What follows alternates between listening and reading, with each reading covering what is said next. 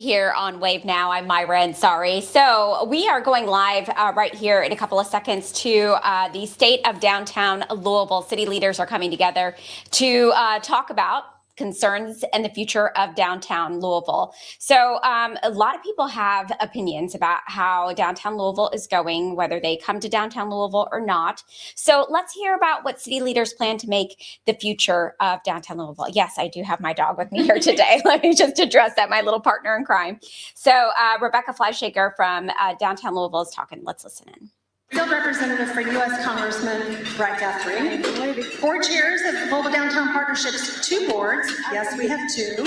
Downtown Development Corporation's Lance Gilbert, Louisville Downtown Management District's Andy Trinan, many of our board members who are here, LDP staff, who I could not do this without, and lastly, I'm really looking forward to hearing from our guest speaker, Jeff Speck. Thank you all for your support and for your belief in downtown.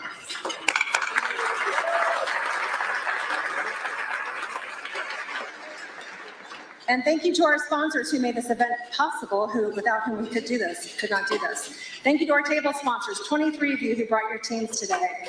Thank you to our champion sponsors, Angels Envy, Baird, Block by Block, Fifth Third Bank, One Louisville, and Stockyards Bank. And a big thank you to our returning presenting sponsor, Republic Bank Foundation. I'd like to ask Steve Traeger, Executive Chair, to give a few remarks on their behalf. And while he's making his way up, I want to congratulate him here on being the recipient of GLI's Gold Cup at the annual meeting last week for what he's done for this community. Thank you, Steve.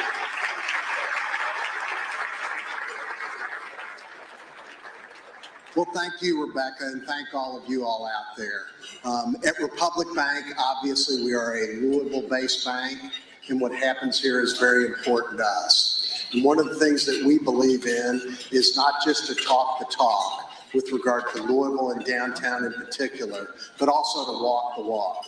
So I'm very proud that we have about 300 associates that are based in our 2 locations, our 2 facilities downtown. That includes about 130 that we moved downtown moved to downtown in the last 2 years. So we're very proud of it. I know I'm preaching to the choir to an extent, but what happens in Louisville and what happens in downtown is very important to us because this is where we live, this is where we raise our families, and we want to continue to make it a great place. Thank you.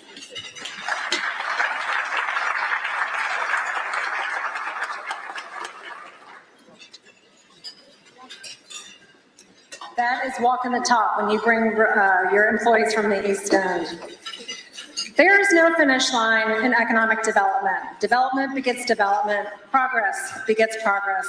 New ideas turn into even newer ideas. Once you're on a roll, things just start to happen.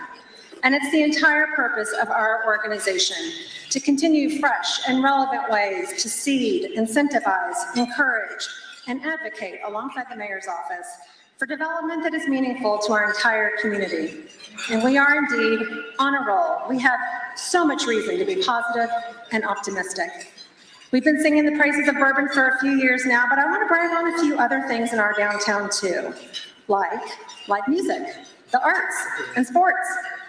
I'm a big fan of live music and hit anywhere between a dozen to 20 shows or festivals a year. So making sure there are different kinds of venues in different formats and different sizes is important to attracting more shows and more people. Between KFC Yum Center, the Louisville Palace, Mercury Ballroom, 4th Street Live, Kentucky Center, and the Brown Theater, downtown hosted 425 concerts in 2025. And there is plenty of live music outside of downtown too, but that brings people to stay in downtown.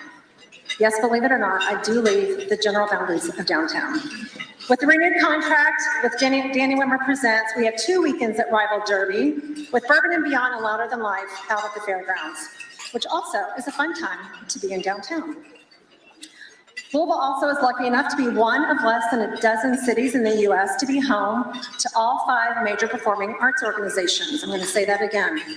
We are one of only a few cities in the U.S. to have all 5 of the major arts performing organizations. That's a big deal. And they're all in downtown. In 2025, between the Kentucky Opera, Louisville Ballet, Actors Theater, Stage One, and Louisville Orchestra, there were 250 performances in our downtown. And these organizations have some staying power. Happy 75th anniversary to both the Kentucky Opera and the Louisville Ballet, and happy 90th anniversary to our award-winning Louisville Orchestra. Yes, please. Downtown also is home to a lot of sports. I've been very vocal about my love for baseball, but we have so many more, and I do love them all. U of L, men's and women's basketball, volleyball, Louisville Bats, Louisville City FC and racing a little further afield, and as of this weekend, our new UFL team, the Louisville Kings, the first professional football team in our city in 100 years. Both the Bats and the Kings have season openers this Friday. There is no excuse not to be in downtown. Together, all of those teams brought 154 games to our downtown area. Music, arts, and sports, together 829 reasons, more than 2 every day of the year to be downtown. And because we cannot downplay the bourbon, that's the added benefit you can experience while doing any of these things. When we talk about downtown being everyone's neighborhood, it's because of this diversity and density of activity. Every answer about what makes downtown successful and thriving is people. It's you and me. Everything that is done is to attract us doing the things. And there is something for everyone, which is critical for downtown's vibrancy and relevance. Someone who shares my passion for the diversity and density of people and activity is our mayor. I'm lucky that he loves downtown as much as I do. In 2025, he doubled down on our ability to help get older, architecturally significant office buildings converted into new residential uses by supporting or allocating dollars toward projects like the fiscal court and the Hubbock buildings. Just last month, we had 2 new hotel announcements, including new life for the Humana Tower, an internationally renowned building and the architectural jewel that changed our skyline in the 1980s. And together, he and I are working on new legislation this session with the General Assembly for a new property tax rebate program for residential development, a new tax credit for larger office towers, as well as more dollars for downtown development. Cross your fingers. These older buildings are what make our downtown beautiful and unique. It's how you know where you are. As urban activist Jane Jacobs said, old ideas can sometimes use new buildings, but new ideas must use old buildings. Please help me welcome Mayor Greenberg to the stage.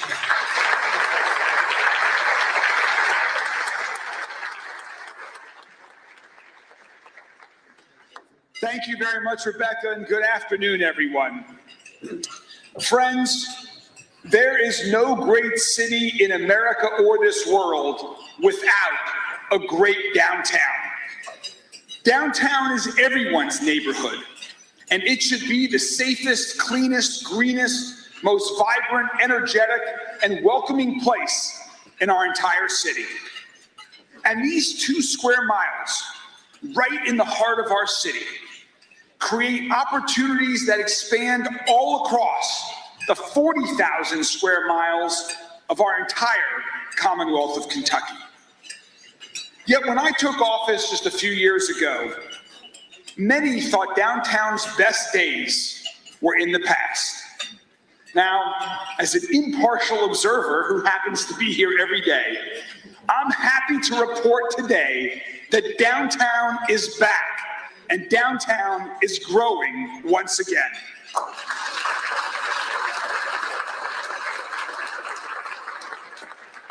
You can see it on every corner. You can feel it when you walk down the street, or should I say when you walk down our new and improved sidewalks, Jeff, as you'll hear from more about in a moment. New attractions are opening. You just heard about some of them from Rebecca. Longtime local businesses like Yum are moving back downtown. New businesses like Hotel Bourbon, Five Iron Golf, Woodhouse Spa, and just last week, Louisville's latest Barry's Bagel, all call downtown home. People are visiting from all over the world here in downtown Louisville every single day. We're adding more housing, bringing more residents, more energy, and more life back to the heart of our city, day and night. From the big projects to the minor details like fixing the lights, fixing potholes, and picking up garbage, we're taking great care of downtown Louisville. And also, we have the downtown ambassadors to thank. I love, on a regular basis, running into the amazing downtown ambassadors that are doing tremendous work here in the heart of our city.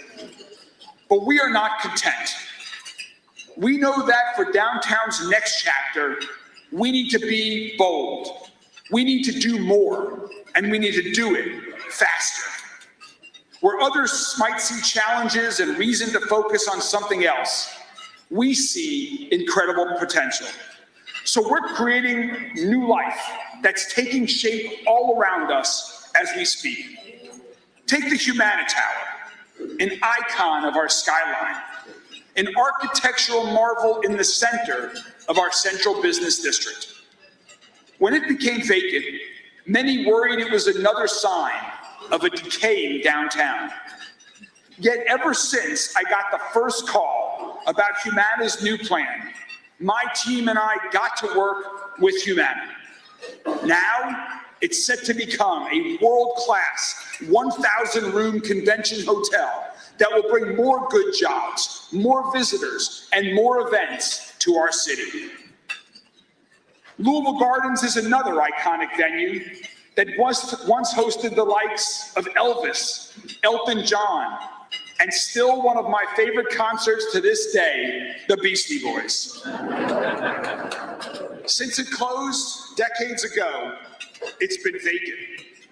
Now, Louisville Gardens will become a world-class production studio that will lead Louisville's and Kentucky's burgeoning film industry into the future.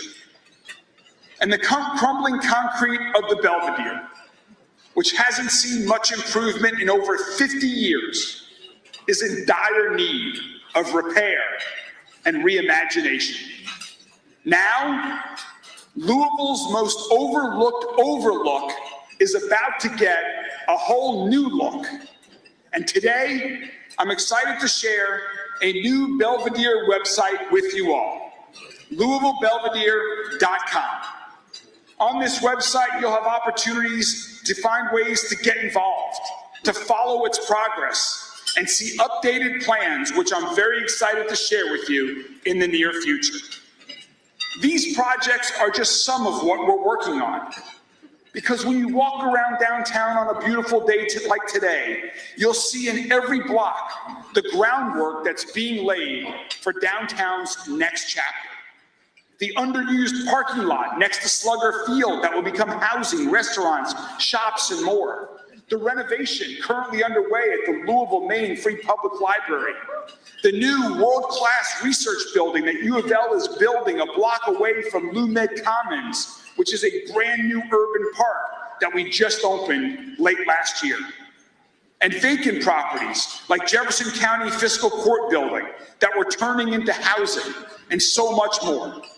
It was music to my ears yesterday when I was walking into Metro Hall and heard jackhammers inside of the Fiscal Court building, knowing that work was underway to turn that long, mostly vacant building into new places for people to live. You see, friends, this collectively is transformative change. Change that only happened because we recognized our opportunity, believed in the importance of downtown, and made bold decisions to reimagine downtown for today and for future generations.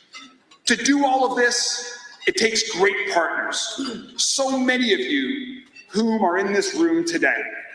To Rebecca and your team at LDP, thank you all so much for what you do every day. To my colleagues on Metro Council, many of whom are here today, you heard, who work with me on our city budget and other initiatives that boost our downtown and every other neighborhood in our city. Thank you all very much. To Governor Beshear, thank you for your partnership in creating jobs and opportunity here in Louisville and being here for us in our times of greatest need. And to my partners in the General Assembly, Senate President Stivers, Senators Rocky Adams and Neal, House Speaker Osborne and Representative Nima Stevenson, and so many others. Thanks to all of you for your support of downtown Louisville.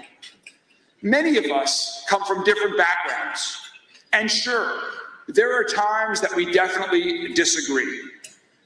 But I've learned that despite our differences, urban or rural, Democrat, independent, or Republican, we all love Louisville and our Commonwealth, and there's common ground to be found. That's why 2 years ago, the General Assembly invested a record $1 billion in Louisville, $100 million of which was dedicated just here in downtown Louisville, making many of the projects we're now talking about today possible. And friends, our friends in the General Assembly are hard at work right now working on the budget. So if you know a legislator, give them a call today and tell them you support downtown Louisville and our entire city when they're making budget decisions. You see, this type of collaboration is not happening in Washington. It's not happening across the rest of our country, but it's happening right here in Kentucky. And it's creating transformational change right here in Louisville. Now, as proud as I am of all of this progress that we're celebrating today, as excited as I am for the future of downtown and all of Louisville, I also know that this progress is not lifting everyone up. It's not reaching everyone. And I feel the responsibility to ensure that we all find ways to support and strengthen everyone in our great city, including our most vulnerable neighbors. So we're laser focused on this challenge as well. And that's why we created the Community Care Campus in partnership with Volunteers of America, which will soon fully open and provide more services for families experiencing homelessness, including case management and housing placement. And for those experiencing chronic homelessness in downtown Louisville and throughout the rest of our city, we know that providing shelter is not enough to meet the challenges they face and to help them stay on a positive path in life. So recently, I launched Home for Good, an initiative in partnership with the Coalition for the Homeless and others, which aims to provide permanent supportive housing for at least 250 more people experiencing homelessness by 2027.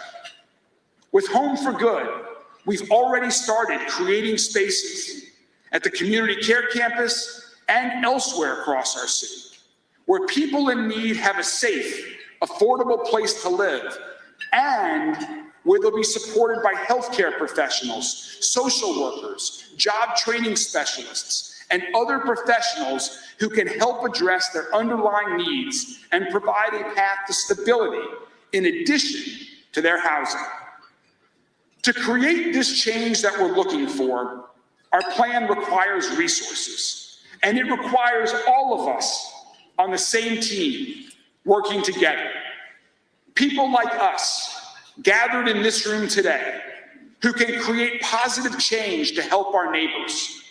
People like those of us in this room today who benefit from the progress we're creating here in downtown and who can help support others across the entire city who do not yet benefit from this progress.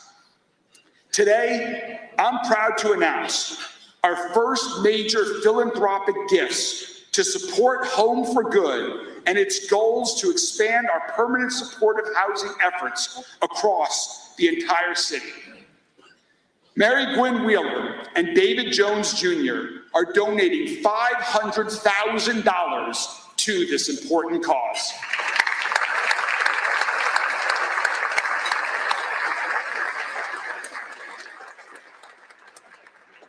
Mary Gwynn and David were not able to be with us here today, but that doesn't mean they can't inspire us. In fact, they and this initiative already inspired one person who is with us here today. Former Councilman Bill Hollander has also already made a very significant investment in this initiative to Home for Good. Bill, thank you so much for your generosity. Where is Bill? I think he's over here. Thank you, Bill. So whether you're familiar with Home for Good or you're just learning about it for the first time today, please go to homeforgood.louisvilleky.gov to learn more about this important partnership. Think about how you can help, the positive impact you can make. We would love to have you on this growing team. We're all gathered here today because we're all invested in the state of our downtown and in the state of our entire city. You don't need to contribute like Mary Gwen and David and Bill to make a meaningful impact, although we would love to have your support. There are still many other ways to make a positive impact. Eat lunch or dinner downtown regularly. Go to one of those great shows that Rebecca was just talking about, to a museum or a bourbon experience. And when you do that, invite a friend who hasn't been to downtown in over 5 years to join you. You can enjoy a walk in Waterfront Park. Bring your kids or grandkids to the new Playport in Waterfront Park West. Go to a ball game, as you just heard. This Friday night, we have the Louisville Bats who are back, and Louisville's brand new professional football team, the Louisville Kings, kick off the entire UFL season right here at Lynn Family Stadium. Be sure to join us downtown for Thunder Over Louisville and so many other wonderful Kentucky Derby Festival events in just a few weeks. Now, so while we're hard at work, building downtown's next chapter, all of this that you're hearing about today and so much more is happening in downtown Louisville right now, in Louisville, in downtown Louisville. Friends, Louisville, let's go. Thank you.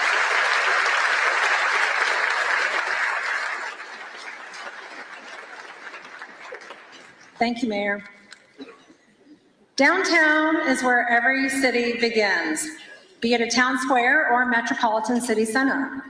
It's where we show the world who we are through our arts and cultural attractions, our architecture, our shared spaces. This is where we tell our story, where the past, present, and future converge, and the result is the pulse of our city. You can feel it when you visit other cities, and most likely you're staying in and or visiting attractions in those downtowns too. It's the same with our downtown. We need to pay attention to the story that we're telling, which is why our public spaces are so important. A lot of work that we are doing in conjunction with the city is to invest in the basics and bring new life to our public spaces. Creating attractive spaces that serve as a place to gather helps get people to come out to play and simply be together. And we are working on creating more of those. Last year, LDP unveiled not one, but 2 new city spots at 4th and Jefferson and 5th and Main. Both spaces that were underutilized, but oversized enough to warrant doing something there, bringing new color and whimsy to those corners. We also launched the Downtown Tunes public piano program. And although Grammy Award-winning Teddy Abrams helped us ordain the new pianos, we saw people of every skill level and every walk of life enjoy these pianos and offer random moments of music. 4th Street got a glow up with all new plantings and fencing and tree wells between Muhammad Ali and Broadway. And for the first time, thanks to our funding partners, Louisville Metro, Louisville Tourism, and Gaines Foundation, we will have new overhead string lighting above an open street. We also continue to grow our banner and flower pot programs that bring color to our pedestrian experience. These public spaces are the connective tissue that make downtown a cohesive and attractive area where people want to be. Walkable urban places account for 3% of land mass, but according to a national study by Cushman Wakefield and Places Platform, those walkable urban places account for 26% of real estate value, 37% of tax revenue, and 57% of GDP. That's a really big deal. According to a national CBRE study, the majority of foot traffic in any downtown is from visitors. We know this is true thanks to a very authentic visitor experience we worked hard to grow in our downtown. It's that B word I mentioned earlier, which also coincidentally rhymes with urban. And we also know that to attract people to downtown, we have to make it worth the visit. Our own residents should know what a dynamic, special place we have. In 2025, the number of visits to our downtown remains steady. This includes downtown workers, restaurant, tourists, and residents. We know the unforeseen cancellation of Thunder hurt our numbers, both in hotel nights and visits in downtown, but even with that, we had a very strong year. We had 35 million visits to our downtown last year, from every state and territory in our country, and international visitors as well, from countries such as the UK, Mexico, and Germany, and as far away as Australia and Japan. We're able to see that our biggest activity generators are the KFC Yum Center, 4th Street Live, the Convention Center, and Louisville Slugger Museum and Bat Factory. The completed investment in our downtown went way up, with $355 million completed in 20 projects, big and small. That is up from $75 million in 2024. And still today, there is $3.2 billion, that is a high, across 75 projects either underway or waiting to get started. Wow. The risk, the time, the energy that business owners and developers are willing to put into these projects demonstrates tremendous confidence in our downtown, and I know you can feel it. The theme of this year's event is downtown's next chapter, but first, it's good to know where we came from. This chart takes us back to 1980. The blue columns represent dollars of investment. The yellow line is number of projects. We've been tracking investments in downtown since the early 60s, but here's where it starts to really take off. The Galleria was built in 1982. In 1993, the Capitol Holding Center was built, which you might remember as Providian, or Aegon, or Mercer, which is now just 400 West Market. And then once we hit the 2000s, we start to see a steady amount of growth. 4th Street Live, Downtown Marriott, Waterfront Park Place. 2009 and 2010 were big years with Liberty Green, U of L's Clinical and Translational Research Building, and the Yum Center. Thank you, state and federal money. In 2017, that's the Ohio River Bridges project. Thank you again, federal money. The Omni and newly expanded Downtown Convention Center opened in 2018. And finally, last year, 2025, was the 5th highest year of investment in our downtown, thanks to a lot of projects, including Hotel Bourbon, Playport, the Prestonian, Beecher Terrace, and JCTC Center for Science and Discovery. And here's my favorite way to look at what has changed in downtown. The history of investment made in downtown since 1990, shown here, 5 years at a time, which reveals foundational investments early on, paving the way for new projects, which opens up new iterations of thinking about the built environment and attractions and what people have said they want, usually following the strategy of what we have envisioned through a 10-year plan. We need to remember that our successes in downtown today build off earlier successes. So this year is a special year, and I want us to revisit a very important piece of our story. I want to take you back to 1996, the year that the Louisville Slugger Museum and Bat Factory opened on Main Street. 30 years ago, the Humana Building had just been open a few years, and there was a very eager community willing to make big moves to revitalize downtown, to make it more than what it was, which was basically a 9-to-5 destination. West Main Street had great bones, but some buildings have been neglected or in some cases deserted. This was the early days of our organization, created specifically to put an emphasis on downtown development, to increase vibrancy and economic growth, to create an authentic sense of place, and set the table for more development that would help our whole city. My predecessor in this role, Barry Alberts, was working with local architect Bill Wayland, who is in this room today, who had their eyes on this street full of our city's great architectural legacy. What could we do to make this a really special street? What would help the community see what we have right here and help build pride? It just so happened that Louisville Slugger's factory was open to looking for a new home. They started making bats in 1884 on 1st Street. And then in 1901, moved to Smoketown. And then in 1970, they moved to Jeffersonville, Indiana. The Louisville Slugger, you guys, we couldn't even find a picture of that place. So Barry got in touch with the owner of this beautiful old warehouse. She had a buyer, but it wasn't somebody who was interested in redevelopment. And Barry asked if he could get some time to match the buying price, and she said yes. This renovation, including the largest bat in the world, got national attention. President Bill Clinton was here for the opening. I'd say the rest is history, but stick with me, there's more to the story. While all this was happening, our organization worked with the city to create a new streetscape between 6th and 9th Streets, with brick sidewalks, bump outs at the corners to calm traffic, street furniture and sidewalk markers to call out the original businesses that occupied these buildings, and walking sticks that encircled new street trees, telling the story of this historic stretch. The city also offered facade loans to all the property owners on this stretch to freshen up their building facades to show off what only a few people knew, that this special street is home to the second largest collection of cast iron facades in the country, second only to Soho in New York City. So, I like that. So, large-scale developments and placemaking on the street are equally important. We had something special going on here. Hence, the new Cultural Arts District was born, now probably better known as Museum Row or Historic West Main Street. Building owners took advantage of the facade loan. Businesses and attractions started looking at West Main Street as a new, exciting location. The Cultural Arts District got all sorts of national attention and won urban design awards, and the city started to take pride in its downtown. Local historian and archivist Tom Owens said it best. Historic West Main Street is a strolling museum of the city's history. And he's with us today too. So let's give it up for Tom and Bill.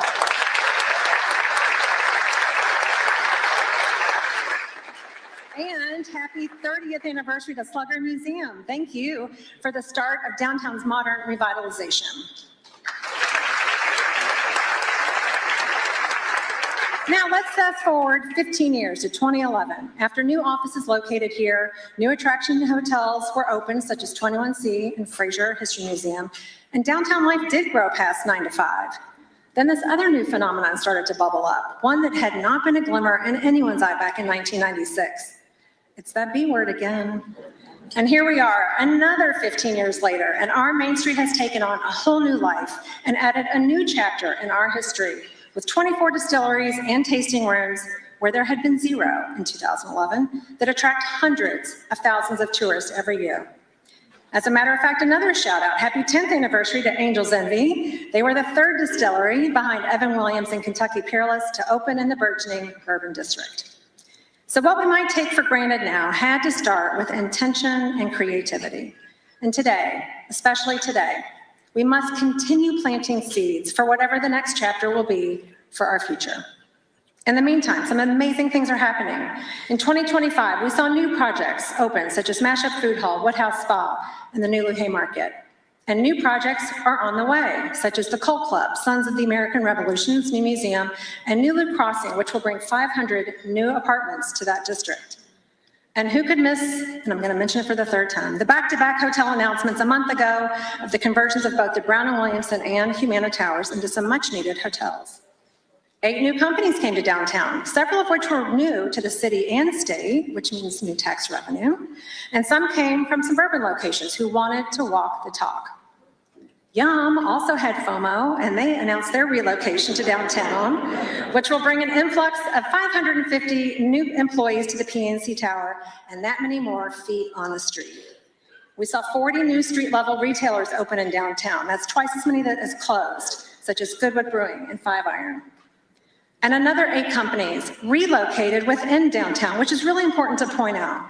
They know the value of being in downtown, not only for doing business, but for the benefit of their employees as well. And they recommitted to it with new leases, such as Block by Block, the Housing Authority, and LNPD.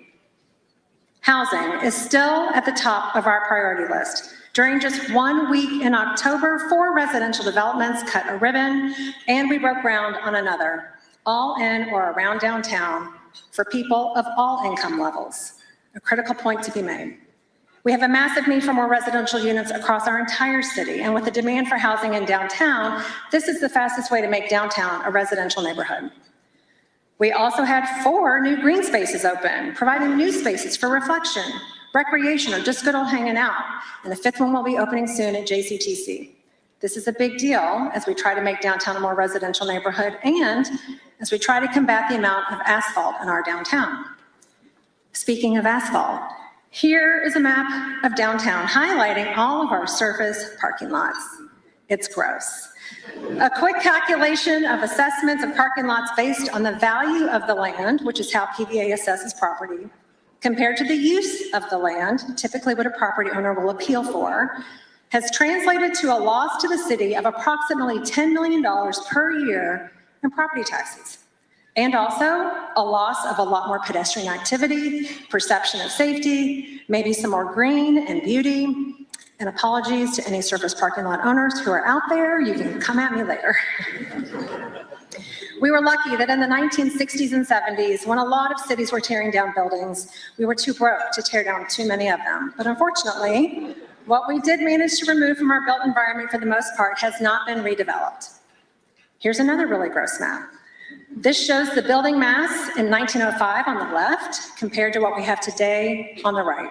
Sure, we have bigger, more modern buildings, but we have so much empty space. According to a recent Courier Journal article, about a fourth of a square mile of Louisville's central business district is devoted to off-street parking. So let's flip the script. It's also so much opportunity. With potential new financial tools and incentives and changes in law hopefully on the very near horizon, such as the property tax rebate and a new downtown investment fund, developers and property owners will hopefully find new ways and resources to redevelop these eyesores, create new uses that will increase pedestrian activity and property values, and make for enjoyable and safer environment. To create a vibrant, fun downtown, there is a foundational truth that we rely on, and that is that our downtown is safe. And I'm super glad to say yet again that our downtown is safe. I'm hearing more people acknowledge it. So perceptions are changing and people are actually seeing it. Thanks to Chief Humphrey and his command staff, as well as the Downtown Area Patrol and the broader 1st Division, we are well taken care of here. Our partnerships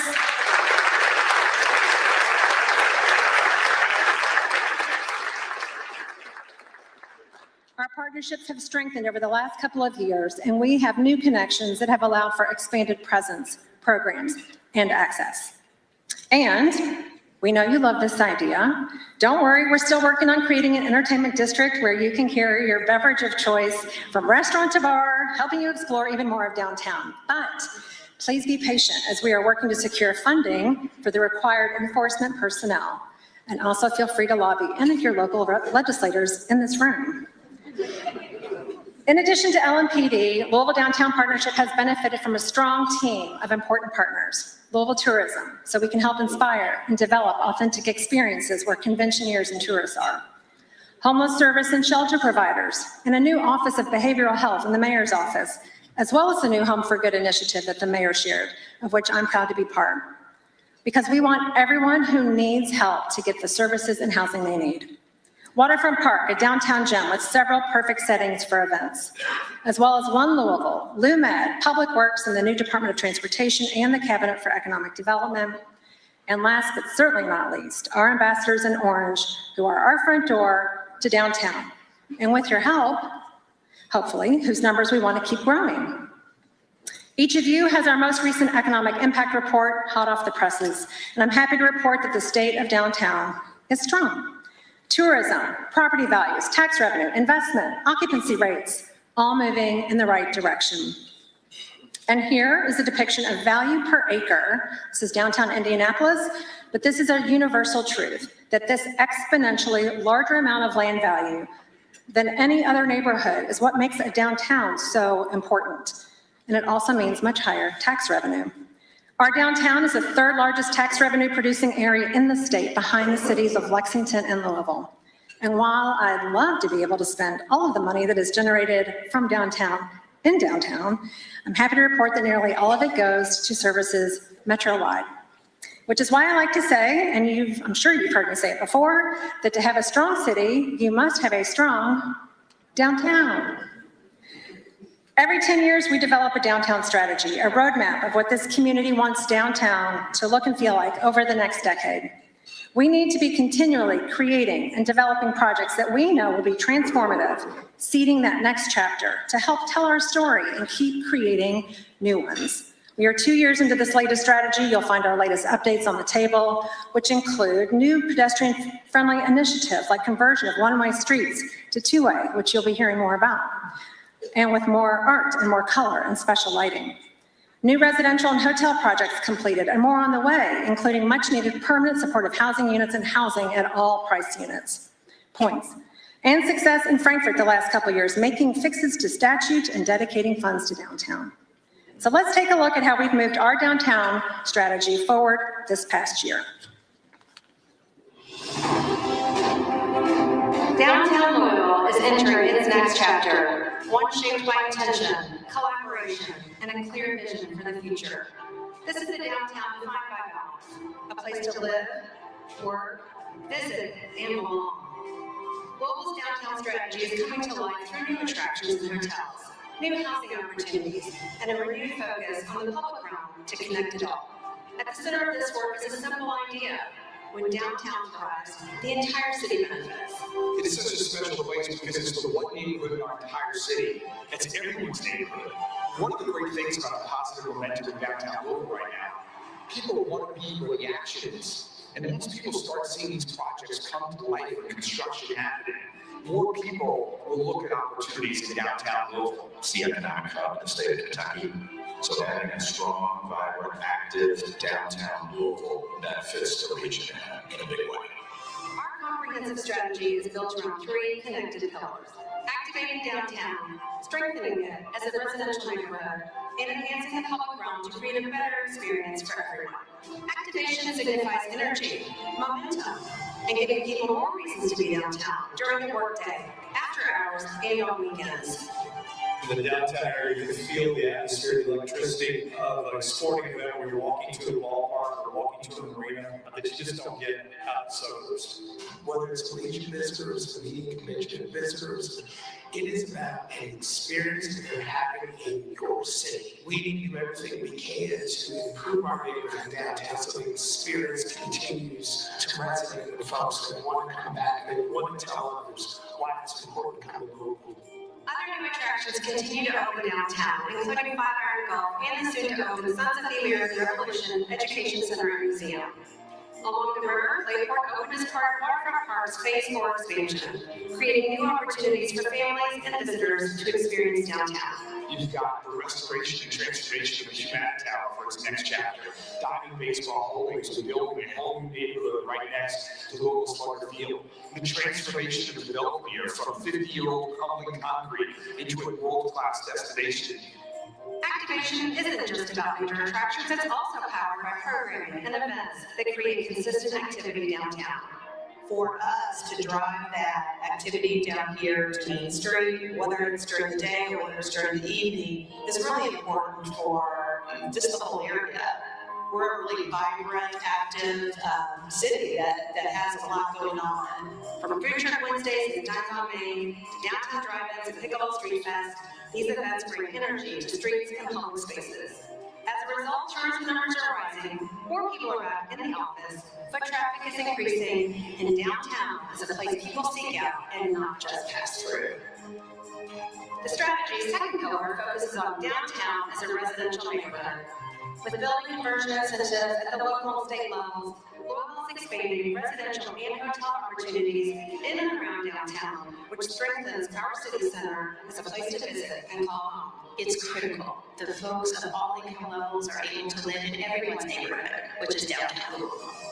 Having folks close to the hospitals, close to the central business district, close to restaurants, it helps the businesses because they have workers nearby, and it helps families because they have access to all kinds of communities.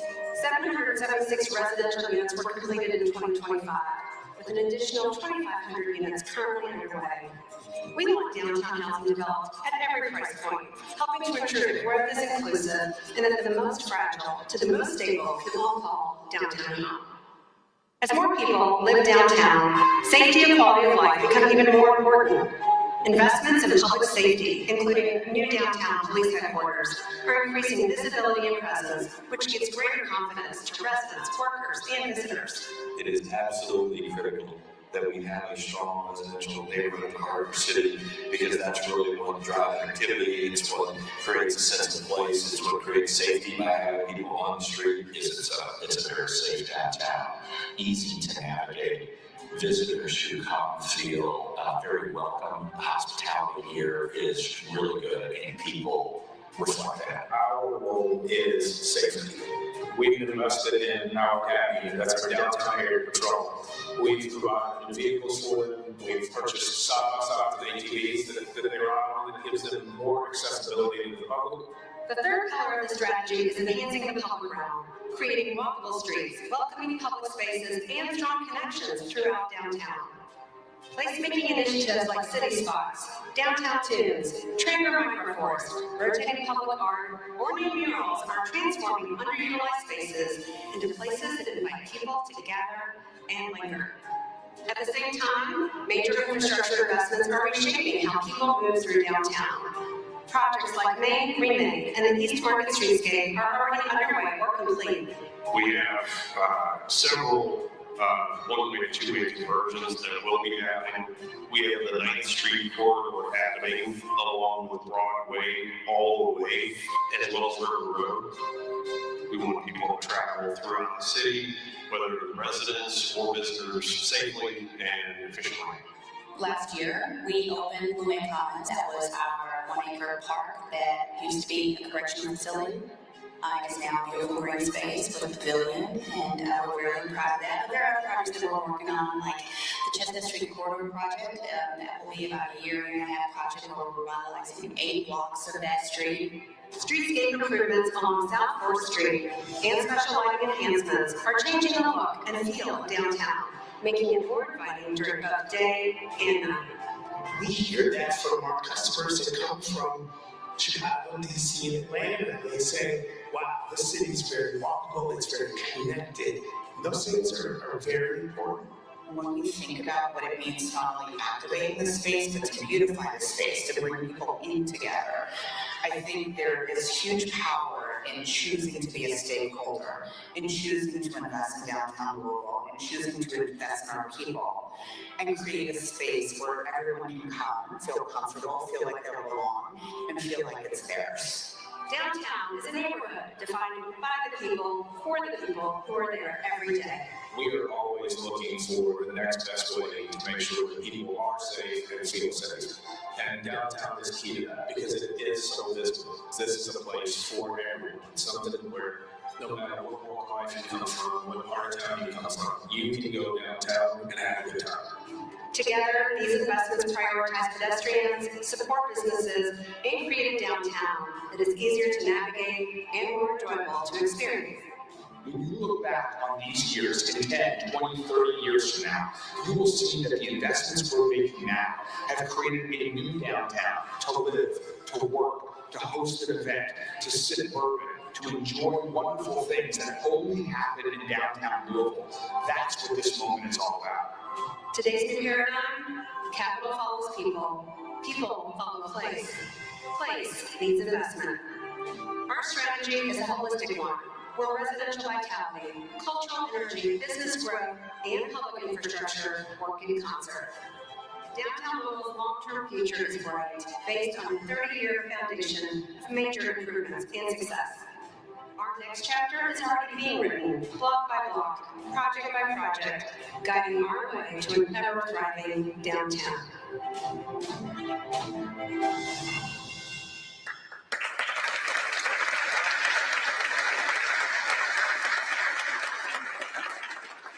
Let's hear more of that. That was great energy. Come on, let's bring it up.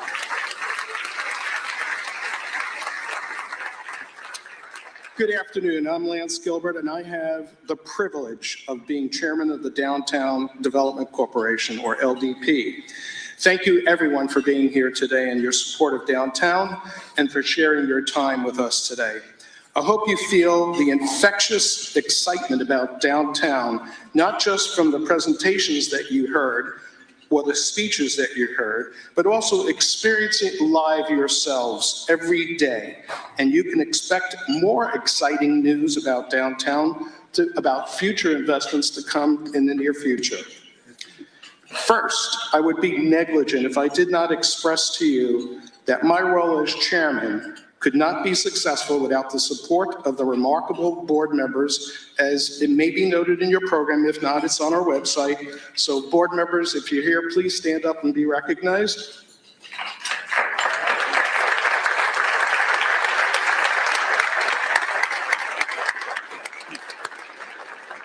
Thank you.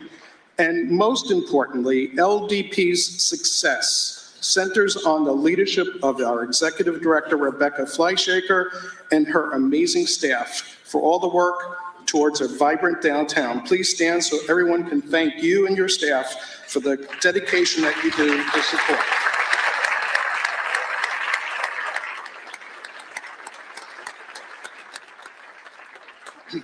Now, I know all 500 plus of you spent a lot of money to hear me speak today. However, I will have to pass and move on to our esteemed keynote speaker. I just can't imagine how disappointed you must feel now that I'm not speaking, but however, you'll be hearing some great words from Mr. Jeff Speck. As a preamble to his introduction, just a bit for you about urban planning background for you before I introduce him. I would like you to keep in mind it is important to recognize that public infrastructure is woven into our everyday fabric, urban fabric, to ensure people from all walks of life can congregate in various forms together as a community, which is a big deal. Playful spaces enliven our urban environment, which keeps us active, strengthens our sense of belonging, and improves our mental and social well-being. How you get around your downtown and the experience you have doing it has everything to do with how you feel about your downtown. And with that basic setup, I'd like to provide you with an impressive background of our speaker, Mr. Jeff Speck. Jeff is no stranger to Louisville, having been here last year to do a walkability study in Nulu and downtown. We're seeing some of the fruits of his labors on Main and Market Streets now. Jeff Speck is a city planner and urban designer who advocates internationally for more walkable cities. Since 2007, he has led Speck & Associates, an award-winning privileged private design consultancy serving public officials and the real estate industry. Prior to that, Mr. Speck served as Director of Design at the National Endowment for the Arts from 2003 through 2007, where he presided over the Mayor's Institute on City and Design and created the Governor's Institute on Community Design. Mr. Speck is the co-author of 2 books, Suburban Nation, which is the Wall Street Journal calls the Urbanist's Bible, and Walkable City, which was the best-selling city planning book of the past decade. And ladies and gentlemen, his book is outside in the lobby. Feel free to purchase one on your way out. So please join me and put your hands together with introducing Mr. Jeff Speck.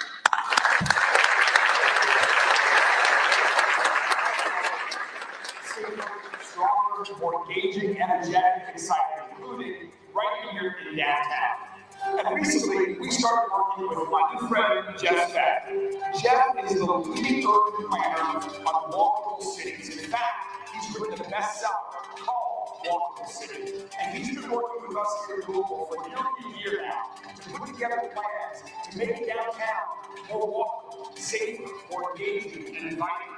Jeff, you studied what we have, where we can head. Where are you most excited about?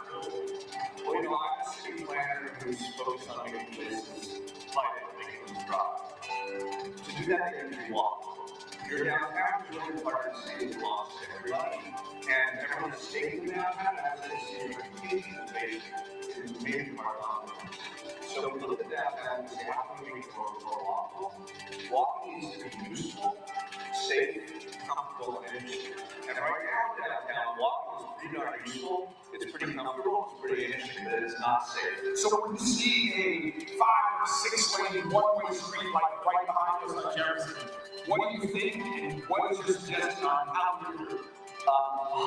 More than 100 American cities have reverted their one-way pair downtown networks back to way back. They restored way back to downtown.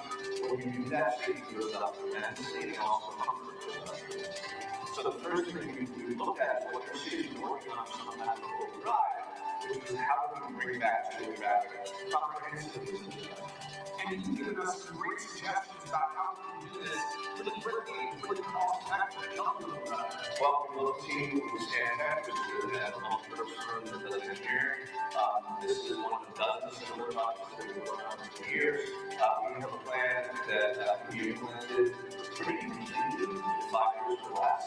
That essentially restripes, not rebuilt, because that's too expensive, but restripes almost every downtown street to a two-way standard. It also removes extra lanes on streets that have more lanes than traffic demand. It narrows lanes that are too wide. It's wide lanes on streets that serve no other purposes than to make cars dangerous. And also, in doing that, find opportunity for a more robust bicycle network, which can add to the ways that people get around to the town and perhaps a little more stuff.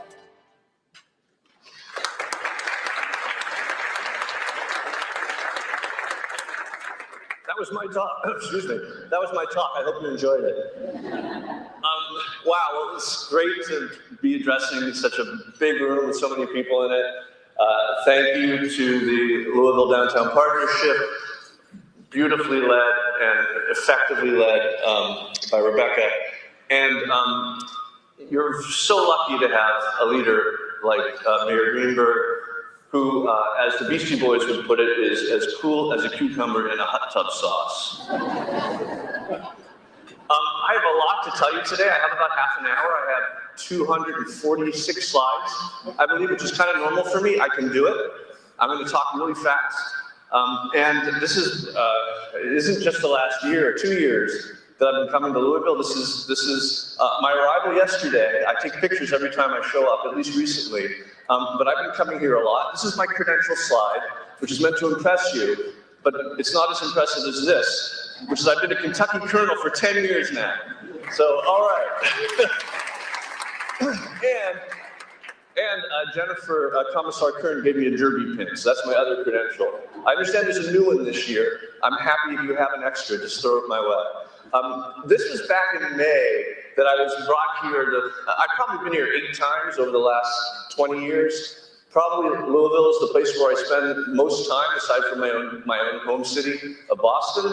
But this effort that I'm going to talk to you about today began in May of 2024 when the Urban Design Studio, led by Patrick Kuma, brought me in. Let's hear it for Patrick. I know he's here today.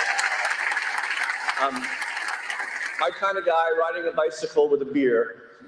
Nothing better, except maybe a bourbon. And thank you, Rebecca, for, I didn't realize that urban rhyme, I didn't think about the fact that urban rhyme with bourbon, but I'll have to use that moving forward. By the way, you'll know that you've reached it. I want to thank everyone who's here today for supporting this organization. You'll know that you've reached your fundraising goals when we have an open bar at this event. So I gave a talk in 2024. Who was at that talk? Who's going to be hearing things again for a second time? Okay, not very many of you, that's good. And that actually brought me back, because that talk and a conversation with Mayor Greenberg and others led to the decision to fund a walkability study, which is essentially a new street striping plan for the downtown and for New Louisville. So that led to this lecture and this plan. And this plan was completed in November, and it is ready to go. We spent a lot of time. We spent more than a week here overall walking all of the streets in downtown and New Louisville, getting to know them much better than we already did, getting to know their citizens, and enjoying all the pleasures that Louisville has to offer, including, of course, the hot brown. And you'll be pleased to know we did fund our own meals when we enjoyed it. So the plan is what I want to talk to you about today, and my talk today is called Towards a More Vibrant Downtown Louisville. And another way to say it would be going both ways in Louisville. Yeah, that's a joke. So in my book, Walkable City, I talk about the importance of places being walkable. I don't think you need me to tell you that walkable places are places where people want to be. But I define it in my general theory of walkability. I try to answer the question, how do you get people to walk? And I've talked about this before in Louisville, but never to a crowd even half this size. So I'm just excited to share it with more of you. Essentially, if people are going to make the choice to walk, particularly in America, where almost everyone has a car, and the car is there in the driveway between them and everything else, the walk has to be as good as the drive. And to do that, it has to do 4 things simultaneously. It has to be useful, it has to be safe, it has to be comfortable, and it has to be interesting. And we're going to go through each of these categories, but I should say that here, the safe walk, and with respect to the Police Chief Humphreys, I think he'd be the first to tell you, the real danger downtown is not crime, it's cars. And so that's what we look at as planners, and that's what we really need to stress in my talk today, so I'm saving it for the end. Our effort here, as suggested, was a street safety design. But what's worth noting is that you're doing these 3 other things all pretty darn well. And Louisville is a city that I've been dying to get to as a planner, get a job in as a planner for at least 2 decades. Because the impression that my colleagues and I have had of Louisville all this time is that it's a city that's got everything going on except for the safety of its streets. And if you could fix that, you'd have the whole package. You'd have a truly walkable downtown. So I'm going to take you quickly through each of these categories, but we're going to land on safety and spend most of our time there. The Useful Walk is a story of planning and the history of the planning profession, and the fact that back in the 19th century, people were choking on the soot from the dark satanic mills, and the planners said, hey, let's move the housing away from the factories. And they did that, and when they did that, lifespans increased immediately and dramatically. And we like to say that the planners were hailed as heroes, and they've been trying to repeat that experience ever since. So you have the onset of Euclidean zoning, large lot single-use zoning, which split the landscape into large areas of single use. Of course, this is completely unwalkable because nothing different is anywhere near where you are. The most walkable places don't have blobs, they have confetti, right? They have finely mixed grain of uses. I was an art history major. They say that wasn't the most lucrative choice, but I can say you don't want a Rothko in your zoning, you want a Syrah. Syrah was the pointillist, right? That's the goal. And this gets us to the fundamental new urbanist conversation. I've been a new urbanist since we founded the Congress back in 1993. The fundamental new urbanist conversation is basically there's only 2 tested ways to make community that we've really tested by the thousands. One is the traditional neighborhood, defined as being compact, diverse, and walkable, and the other is sprawl, clearly not compact, not diverse. And look at this aerial. You can see very few of the streets actually go anywhere. They're loops and cul-de-sacs. So the few streets that do carry traffic become noxious. And you're actually 300% more likely to be killed in this environment than you are in a traditional neighborhood as a pedestrian. So it's fun to break sprawl down into its constituent parts, the places where you only live, where you only work, where you only shop. The part we forgot to count when we separated everything from everything else. This is not Photoshop, this is LA. But the idea that if everything is separated and reconnected only with automotive infrastructure, then your highway system grows and grows. And I always tell people, for many, this is the American dream. The house with nothing but other houses around it. But if that's your dream, then this is going to be your nightmare. Because you're going to be stuck in traffic moving from single use to single use. And the amount that we invest in our horizontal infrastructure so that you never have to wait more than one cycle at a light because it's so painful to be in this environment. This is also not Photoshop. And then it's stressful on families. The longer your commute, the more likely you are to be divorced. That's a fact. And then the epidemiologist who studied this gave me this slide. It said the reason why we have the first generation of Americans who are expected to live shorter lives than their parents is because it seems normal to drive, to park, to take the escalator to the gym, to get on the treadmill, to walk. But we've engineered out of existence the useful walk. So driving is really stressful and unpleasant. Being a pedestrian in these environments, these single-use downtowns can be even worse. So these are the 2 models. And when we talk about creating new communities, which we're doing all the time, we're working right now on a new downtown for Prospect nearby, we say it's the same stuff. We acknowledge it's places to live, work, shop, recreate, worship, but how big is it? How far apart is it? And do you have a nice network of small blocks and small streets connecting it all together? And of course, our downtowns in America, our pre-war downtowns, are that model. And the more you can make it that model, the more useful you can make it by mixing everything together, the more walkable it will be. And as mentioned, the key thing that's lacking or underrepresented in your downtowns is housing. And you're working on that, and you're wise to continue investing in that. So that's the first category, the useful walk. The next category is the comfortable walk, and that has to do with something a little sophisticated that we call a spatial definition. As planners, we try to make outdoor living rooms. It's great to climb a mountain and get a broad view, but actually what all animals seek, according to evolutionary biologists, all animals are seeking both prospect and refuge.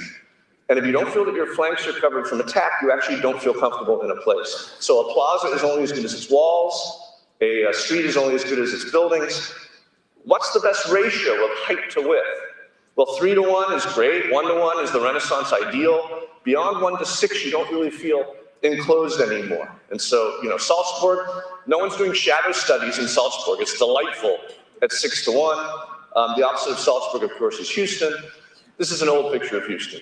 But it reminds us that it's the surface parking lot, as was mentioned, that's the principal villain in this attempt to have buildings that hug the street and create outdoor living rooms. You can put tables in it if you want. It's not going to change your experience. This is Europe. Look at that outdoor living room in the middle of Madrid. Or, Boston, where I'm from, the narrower the space or the better the height to width ratio often, the more delightful the street is. I find your alleys, spend some time, but of course you've got great urban and suburban examples of lovely spatial definition throughout your city. Whiskey Alley is a favorite of mine, but just your typical street is close to that 1-to-1 ratio in the heart of your downtown, which makes for a really walkable, comfortable place.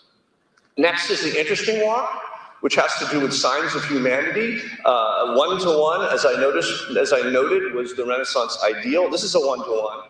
This is downtown Grand Rapids, which is a great downtown, but no one wants to walk on this street that connects the two best hotels because, when one side of the street is a parking deck and the other side is a conference facility, apparently designed in admiration for the parking deck.